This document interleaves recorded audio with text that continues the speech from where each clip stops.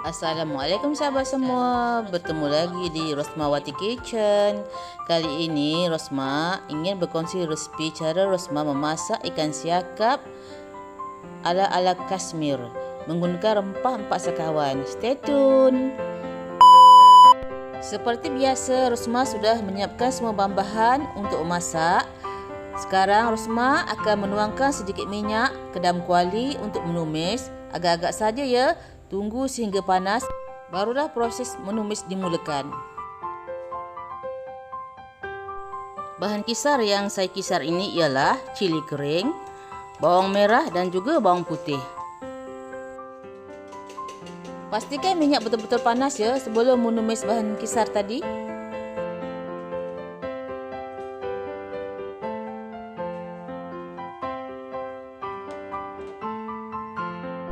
Sekarang saya rasa minyak saya sudah panas.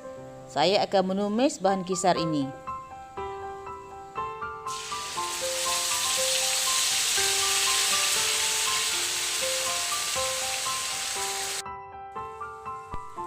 Seperti biasa, bahan kisar ini akan saya tumis sehingga ia pecah minyak.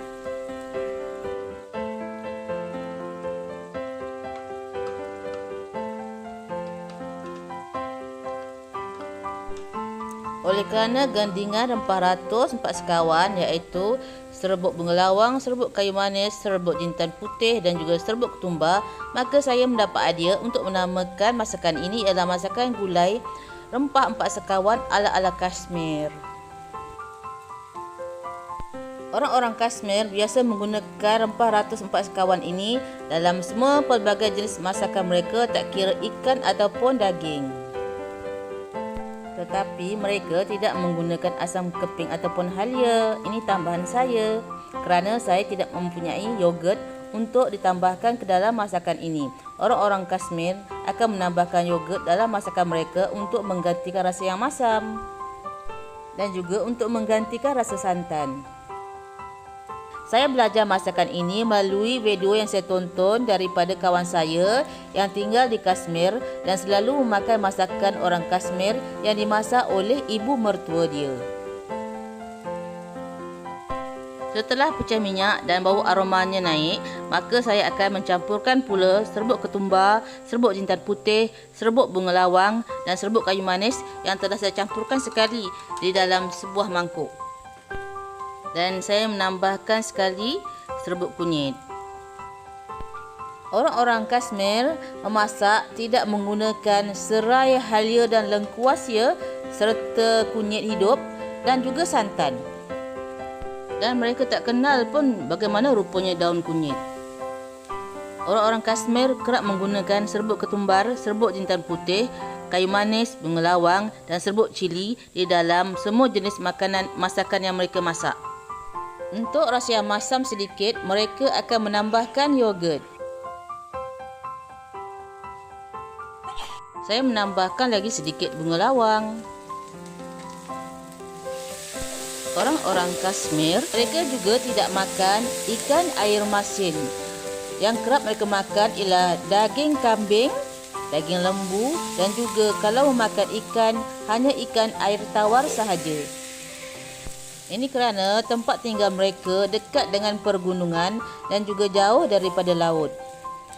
Ada sebahagian daripada mereka membuat rumah di atas tasik yang dipanggil ataupun dikenali rumah rakit. Sekarang ini saya telah menambahkan air setelah bahan-bahan tumisan tadi pecah minyak dan naik garing semuanya. Saya akan tunggu kuah ini menggelegak sebentar, barulah nanti saya masukkan ikan satu persatu. Ikan siakap yang saya guna ini agak besar ya kali ini, harap-harap muatlah kuali saya. Saya perlu tutup dulu biar airnya cepat menggelegak. Nampaknya kuah ini sudah mula menggelegak, jadi bolehlah saya buka penutupnya. Ikan siakap yang saya gunakan ini telah pun saya potong kecil-kecil dan saya bersihkan. Saya basuh menggunakan air asam jawa untuk menghilangkan bau hanyirnya. Kepalanya pun hampir sebelah kuali. Ikan siakap ini adalah ikan segar yang dipancing oleh anak saya sendiri. Mestilah dalam kolam berbayar. Tempat saya tak ada laut ya, tempat saya jauh daripada laut.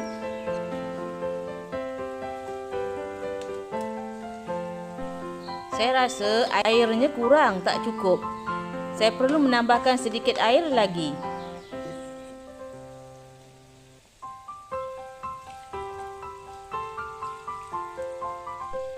Saya tak menambahkan banyak air, cuma sedikit saja kerana saya nak kuah yang pekat supaya rasa manis ikannya tidak lari. Kuahnya memang betul-betul sedap kalau pekat. Sekarang saya hendak merenihkannya selama 7 hingga 10 minit. Ikan siakap ini tidak perlu direnih lama-lama kerana ia cepat masak.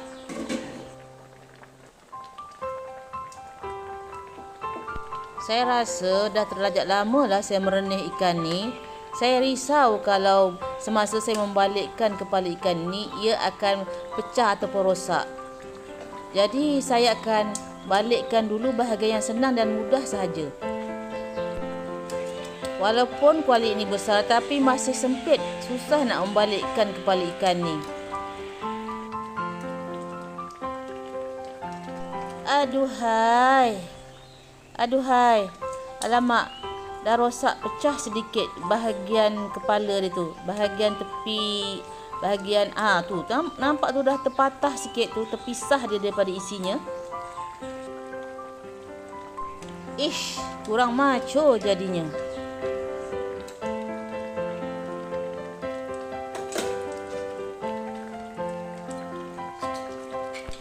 Yang saya masukkan ini pula ialah garam kasar yang sudah saya tumbuk halus dan sudah saya campurkan bersama sekali serbuk perisa Maggi.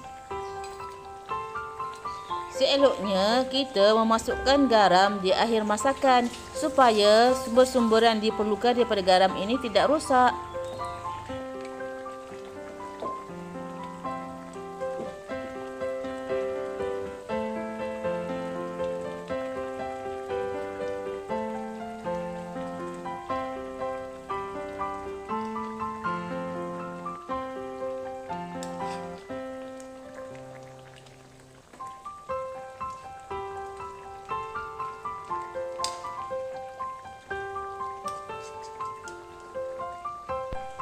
Saya nak rasa dulu rasa kuah ni. Apa rasanya? Sekarang saya sudah merasakan masam manis pedasnya sudah cukup. Memang sedap.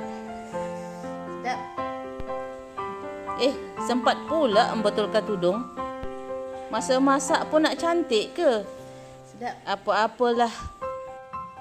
Sahabat, ini pula adalah nasi kuning yang saya buat. Saya masak menggunakan kunyit serbuk untuk mencantikkan warna nasi ini. Saya tambah sedikit garam supaya nasi ini rasa-rasa lemak rasanya. Kalau sahabat semua nak tahu bagaimana cara saya masak nasi ini, cuba komen di bahagian komen. Sekarang, saya hendak menutup api ikan ini. Wah, ikan saya sudah betul-betul menggoda bau haruman wangi enaknya. Ia sudah masak ya. Masih sesuai untuk merenyah ikan ini dalam keseluruhannya hanya 15 minit sahaja. Tak perlu sampai 20 minit.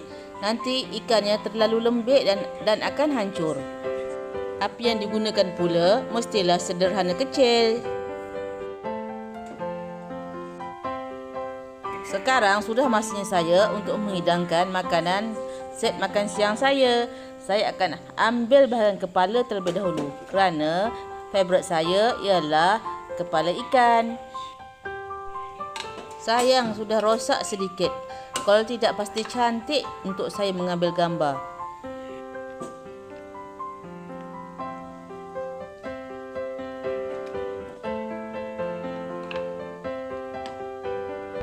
Okey sahabat semua, seandainya anda suka dengan resepi saya kali ini, bolehlah di like, di komen, di subscribe dan di share ya.